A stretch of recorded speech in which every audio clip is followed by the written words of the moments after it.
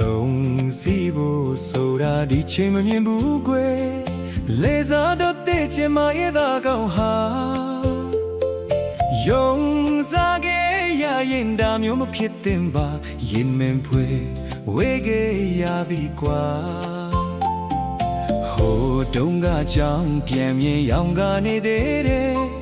တူတွဲခဲ့လို့ပျော်မြူးကြဖို့ရဲ့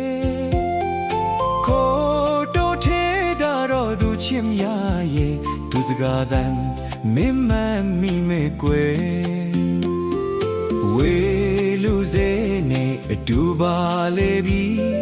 ကျင်နာစရာတွေတိတ်ပိုက်ခဲ့တာကြုံတွေ့မဲ့နောက်တော့သူလေးနဲ့ဝေးခြင်းချင်းသခင်ဒါကိုချီးမြှင့်ပေးပါ